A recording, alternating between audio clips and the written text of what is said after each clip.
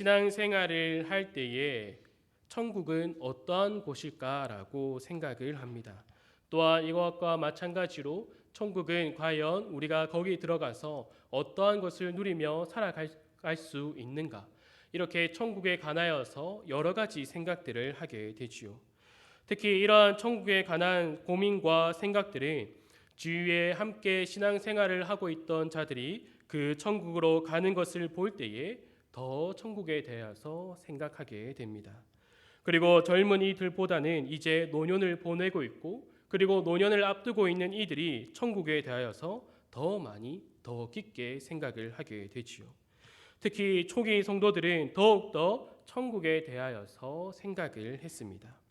예수님께서 언제 오시는가를 그들은 목 빠지게 기다리고 있었습니다. 그들은 예수님께서 자신들이 살아 있을 때에 오실 것이라 생각을 하고 지냈습니다. 하지만 시간이 지날수록 박해가 심해지고 또한 함께 신앙생활을 하던 이들이 한둘씩 죽어가자 걱정과 두려움이 그들 가운데 찾아왔습니다.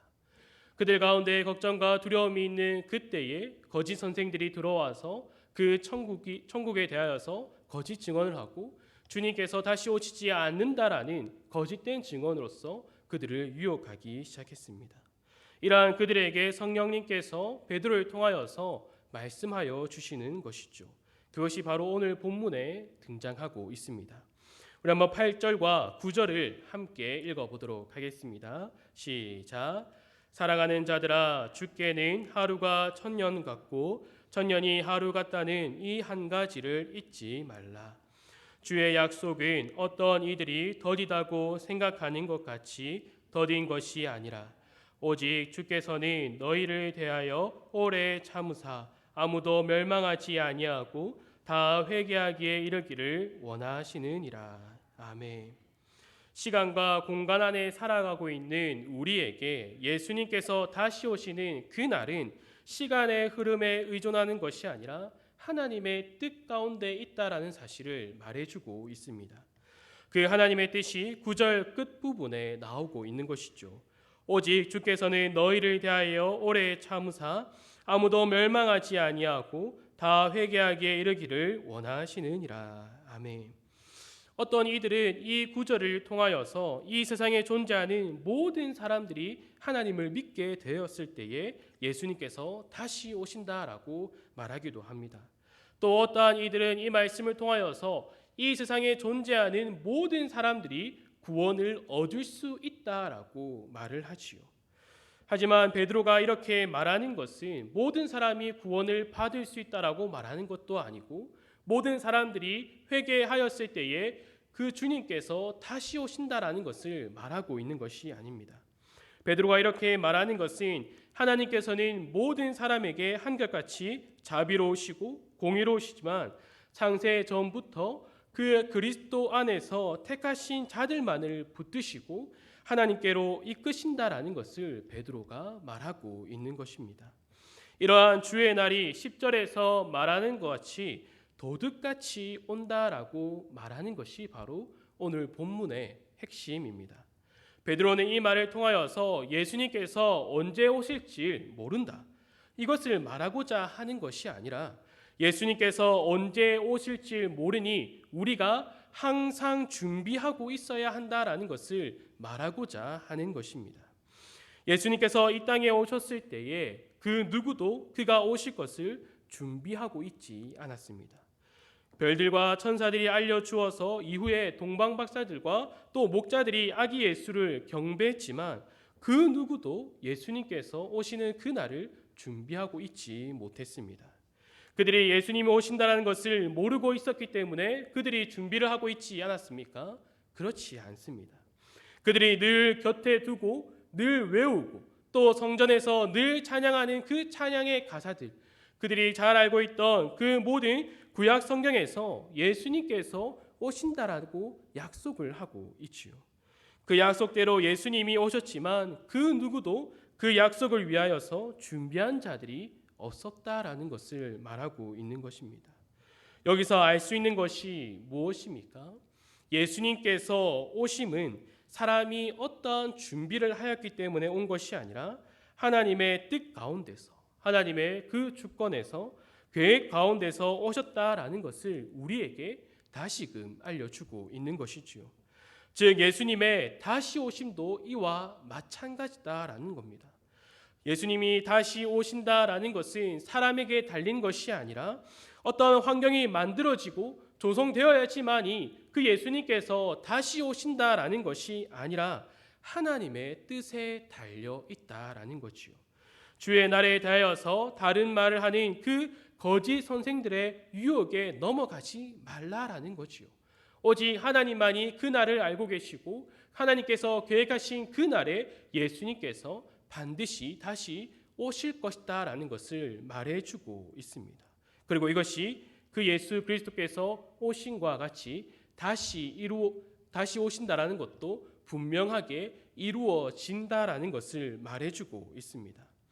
그러면 주의 날이 하나님의 뜻 가운데서 이루어진다면은 우리는 이 땅에서 아무렇게나 살아가면 될까요? 이러한 질문들이 여러 가지로 우리에게 다가옵니다. 이에 베드로는 이어서 말을 하고 있습니다. 11절에서 13절 우리 한번 다 같이 읽어보도록 하겠습니다. 시작.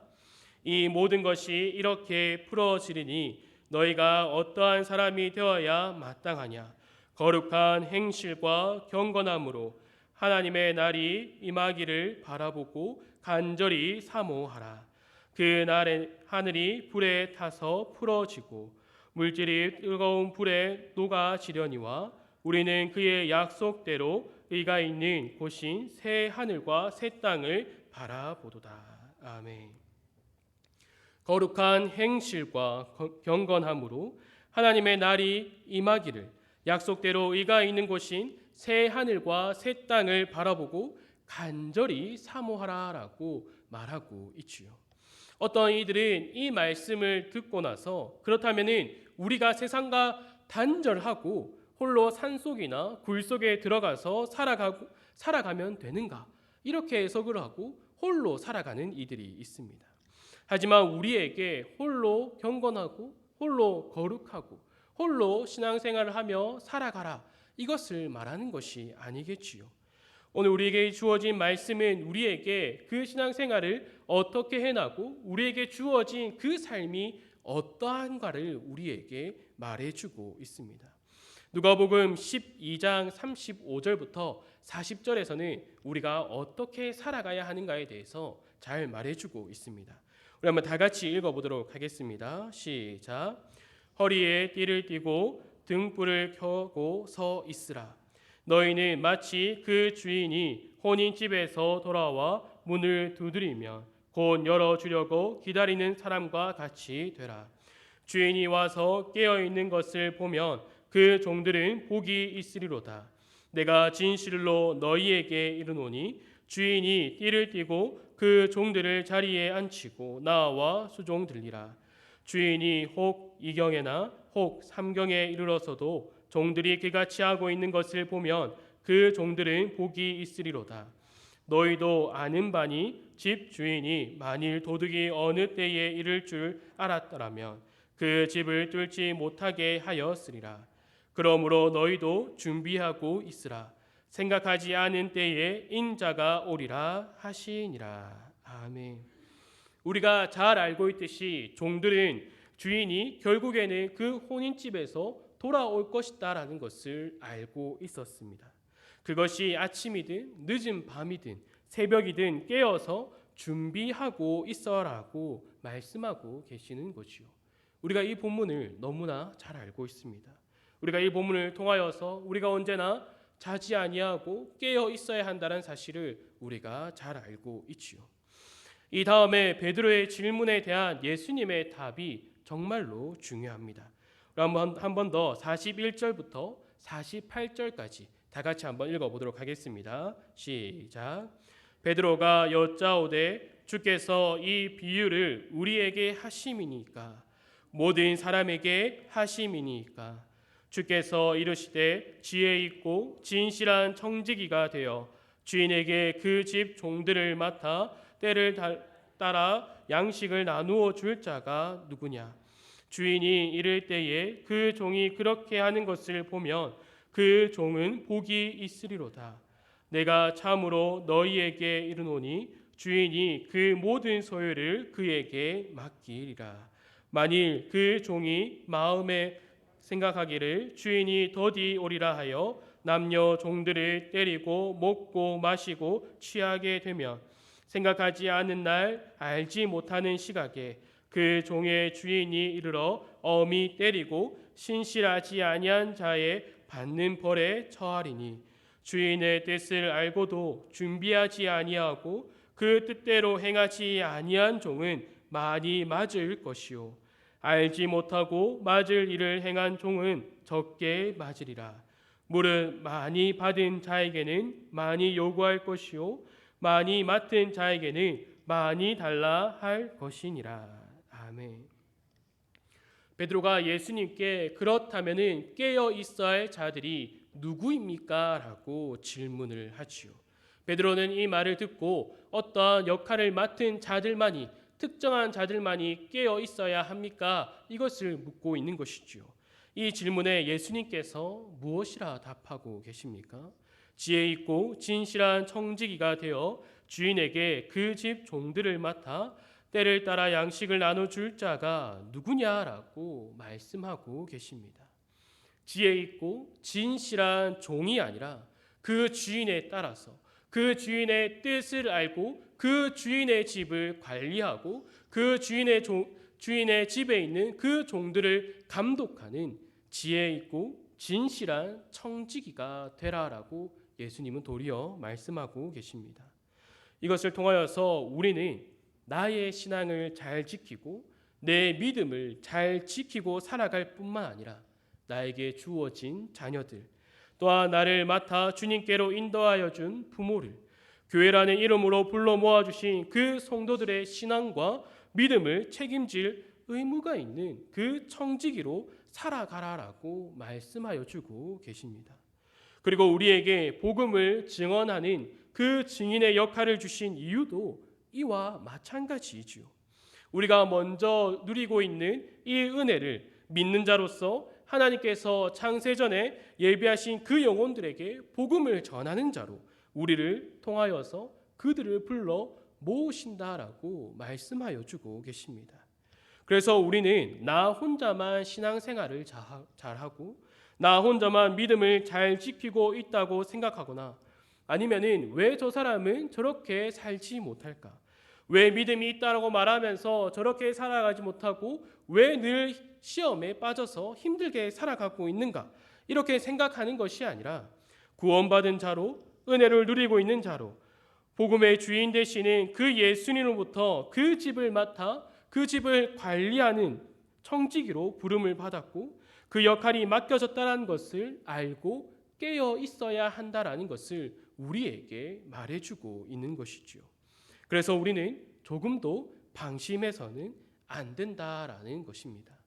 여기서 방심해서 안 된다라는 것은 교회 안에서만 방심해서는 안 된다라는 말이 아니라 우리가 살아가는 모든 상황 가운데서 모든 삶 가운데서 방심해서는 안 된다라는 것입니다.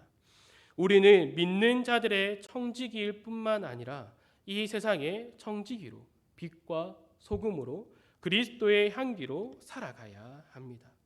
우리는 세상 가운데 살아가지만 이 세상과 타협하지 않고 순응하지 않고 모두가 어려운 상황과 환경 속에서 살아가면서도 눈앞에서 세상이 말하는 더 쉬운 길, 더 돈을 많이 벌 수 있는 길, 더 성공한 길이 있다 할지라도 그 주인이신 그 예수님의 뜻에 따라서 그 주인의 가르침에 따라서 그 뜻에 순종하며 살아가야 한다라는 것을 우리는 늘 깨달아야 합니다. 비록 우리가 이렇게 살아갈 때에 세상 사람들은 우리에게 손가락질하면서 어리석고 멍청하다라고 합니다. 하지만 결국에는 우리를 바라보면서 어떻게 끊임없는 기쁨과 즐거움, 평안을 누릴 수 있냐라고 물어볼 것입니다. 우리는 그때 무엇을 답할 수 있겠습니까? 우리의 결국은 승리요.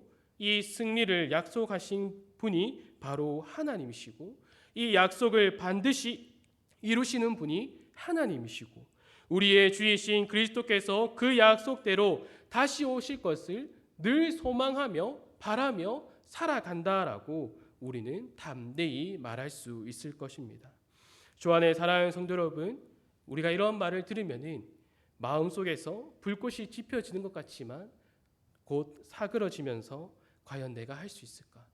과연 이 말씀을 듣고 내가 이 말씀들을 늘 지키며 살아갈 수 있을까라는 그 걱정과 부담, 그리고 내 신앙생활을 돌아보았을 때에 나의 지금 상태를 돌아보았을 때에 제대로 된 믿음 생활을 하지 못한다라는 그 모습 때문에 힘들어지는 분들이 있습니다. 그럴 때에 예수님을 만난 순간을 떠올려 보시기 바랍니다. 제가 예수님을 만나본 그 순간을 떠올려 보라는 이 말은 그때의 은혜를 생각하세요. 그때의 은혜를 계속해서 되새기면서 그 은혜만을 생각하고 살아가라. 제자리 걸음을 하라라는 그 말이 아닙니다. 예수님을 만난 그 순간 내가 준비되었을 때에 예수님이 찾아오셨는가? 내가 준비되었을 때에 예수님이 찾아오셨는가? 내가 성경의 모든 말씀을 다 알고 있을 때에 예수님이 나를 찾아오셨는가? 내가 어떠한 노력을 하였을 때에 예수님께서 나를 만나 주셨는가? 내가 어떠한 노력과 힘을 다했을 때에 예수님을 믿게 되었나? 이거를 다시금 되물어라라는 것입니다. 우리가 어떠한 노력을 하지도 않고 어떠한 힘을 내지 않고 내가 어떠한 준비가 되지 않았을 때에 예수님께서는 나를 찾아오셨습니다. 오직 은혜로 예수님을 믿게 되었다라는 것이요. 은혜로 예수님을 믿게 된 우리에게 예수님은 우리를 이 세상의 청지기로, 이 세상의 빛으로, 소금으로, 그리스도의 향기로 살아가라라고 말씀하여 주십니다. 우리에게 그 은혜로 불러주시고 은혜로서 이러한 삶을 살아가라라는 것은 우리의 힘과 우리의 노력으로 살아가라는 것이 아닙니다. 우리를 은혜로 만나주시고 그 은혜를 통하여서 믿게 해주신 그 예수님께서 우리가 청지기로 살아가고 빛과 소금으로 또 그리스도 향기를 나타내며 살아가는 그 모든 것이 은혜 가운데 있어야 한다라고 우리에게 말해주고 있는 것이지요. 우리는 연약하고 비참하고 죄의 본성이 여전히 남아있어서 예수님께서 다시 오신다라는 그 소망을 바라볼 때에 그 소망만을 바라보지 않고 우리가 다시금 넘어지고 지치고 힘들어 할 수 있습니다. 하지만 우리가 그럼에도 위로가 되고 우리가 승리할 수 있는 그 이유는 예수님께서 다시 오신다라는 그 약속이 나에게서부터 이루어지는 것이 아니라 그 모든 것을 계획하시고 주관하시는, 우리는 신실하지 못하지만 우리는 거룩하지 못하지만 신실하시고 거룩하신 하나님께서 승리하신다라는 겁니다. 사랑하는 성도 여러분, 우리는 이 말씀을 통하여서 우리의 모습들을 계속해서 깨닫고 살아가야 합니다. 그저 교회에 나와왔을 때만 이것을 깨닫고 살아가는 것이 아니라 우리의 모든 삶 가운데서 깨닫고 살아가야 합니다. 무엇을 깨달아야 됩니까? 내가 비참하고 연약한 존재라는 사실을 깨달아야 합니다. 그래서 내가 살아갈 수 있는 그 이유가 바로 은혜라고 고백할 수 있어야 하는 것이요. 오늘 우리에게 주어진 이 말씀도 우리에게 계속해서 말하고 있습니다. 너희가 어떠한 사람이 되어야 마땅하냐? 거룩한 행실과 경건함으로 하나님의 날이 임하기를 바라보고 간절히 사모하라. 우리의 힘으로는 다 할 수 없습니다. 우리의 힘으로는 이것을 완전히 붙들을 수 없다라는 사실을 우리는 고백해야 합니다. 오직 은혜로 우리가 거룩한 행실을 다하고 경건함으로 하나님의 날이 이르기를 늘 소망하고 바라며 살아갈 수 있다라는 사실을 우리가 깨달아야 하지요. 이것을 깨닫게 되면은 어떻게 됩니까? 우리의 믿음 생활과 신앙 생활이 삶과 분리되는 것이 아니라 삶과 일치가 되는 것입니다.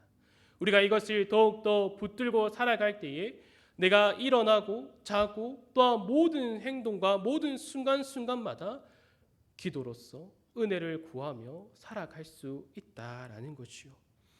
우리는 언제나 우리의 연약함과 믿음을 고백하지만 때로는 어떠한 순간에는 그 믿음과 동떨어져 살아갈 때가 너무나 많습니다. 우리가 삶을 살아가고 특히나 우리에게 익숙한 그 삶을 살아갈 때에 우리는 믿음을 생각하지 않고 나의 경험과 또한 내가 해왔던 그 모든 가운데서 그 일들을 행하며 살아갑니다. 하지만 우리는 그 모든 순간순간마다 은혜를 구하며 살아가야 합니다. 베드로는 우리에게 이 말씀을 통하여서 우리에게 계속해서 말하고 있는 것이요. 너희가 거룩한 행실과 거룩함으로 살아가야 할 때에 너희가 무엇을 구해야 하느냐?